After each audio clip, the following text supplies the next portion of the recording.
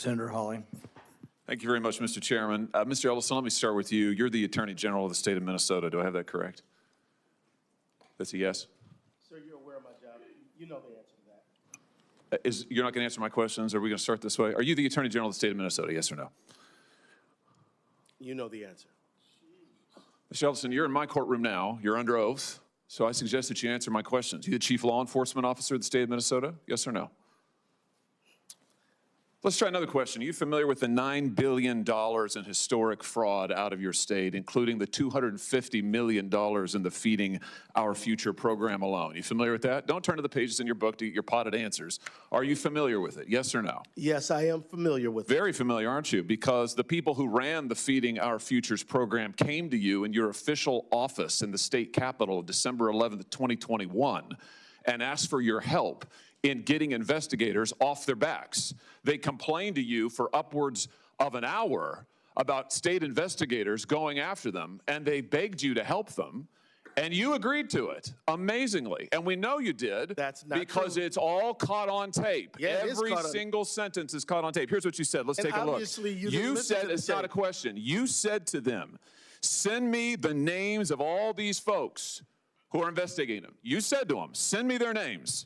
And I'll take that list, and I'll call the person over at Education who is investigating them and say, what's going on? Why am I getting these complaints? Then you went on to say, I already have my team working on this. What day should we get together to discuss it again?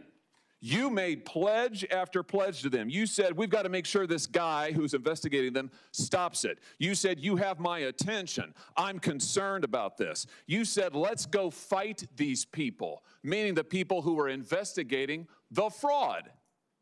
Why'd you do it? Why'd you help them? Are you going to let me answer? Please, we're all ears. So first of all, you're cherry picking quotes out of there. Why did you help them? I thought you were going to let me answer. Why did you help them? Are you going to let me answer? Why did you help You them? let me answer and I'll answer you. Tell the truth and I'll let you answer. I will tell the truth. Good. Let's do that. That'd be a nice change. Why'd you help them? Now see, Mr. Chairman, I didn't come here to be insulted. I came here voluntarily. You came here for the truth. Let's have it. Why did you help them? The quotes are here. They're in black and white, and every member of this audience can listen to the recording. It's 54 minutes long. It's all in public. You can Google it right now and listen to it. And listen to it all. Why'd you help them? First of all, I didn't help them. You did help them. No, I did not. I certainly didn't. You're saying you didn't do anything for them. You didn't. Well, wait a minute. I already have my team working on this again. That's not you? I have my team assisted with the information that led to the prosecution and conviction of these people. No, you didn't. You didn't lift a finger to prosecute them. No, you did not. No, because it was a federal prosecution. You had, BS. You had whistleblowers come to you as early as 2019. You're the one talking BS. Hey, listen, it's my time. Doesn't know what you're talking about, sir. No, sir. You now have encountered the truth and you don't like it. Why'd you take their money? Why'd you take their money? I didn't. You took $10,000. No, that's a false statement. $10,000 9 days after the meeting. False statement. You took $10,000. Here's what happened. They went to your office. They solicited money from you. They solicited help from you. That's also wrong. They came to your office. It was your official office. You met with them for 54 minutes. No, they asked you for help. You pledged it to them, and they talked repeatedly about money. In fact, it's all they talked about. That's a lie. Money, money, money, money. They said, we will put our dollars in the right place. We will support candidates that will fight to protect our interests. You replied, that's right.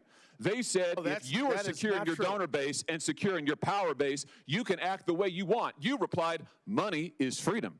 They said the amount of money circulating, I'm reading the transcript, the amount of money circulating in our community today is powerful, and we haven't realizing it in a meaningful way. And you said, give me the specifics. And 9 days later, you took $10,000 from people who were then indicted. It's in your reports. Why'd you do it? Sir, was it worth it? You know what? This is a theatrical performance. This is the truth. This is what accountability looks like, of which you've had none. You helped fraudsters defraud your state and this government of $9 billion, and you got a fat campaign contribution out of it. You ought to be indicted. True. Well, that's the truth. I think we've made the point. Let's keep the tenor just for the record. I'll ask how I want to, he's lying, and that's the truth. Oh no, this is all on the record, sir. Did you bother to investigate where the money that you facilitated their fraud for, where it went? Do you know where it went, what it was used for, the fraudulent money?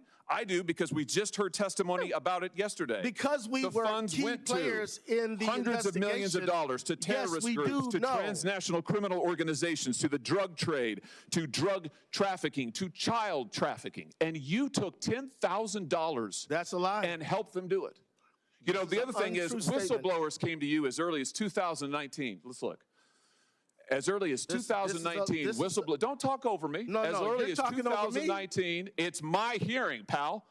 As early as I'm not your pal. 2019, Don't call me whistleblowers came to. Well, I should call you prisoner because you ought to be in jail. Well, we'll see what you can do In about it. 2019, whistleblowers came to you in your office and referred to you fraud allegations from Feeding Our Futures, and you blew them off. Listen, your own state newspaper That's a investigated lie. it. The Minnesota Star Tribune, the Partners in Nutrition, brought its concerns to the Attorney General's office in 2018 and in 2019, and you did nothing.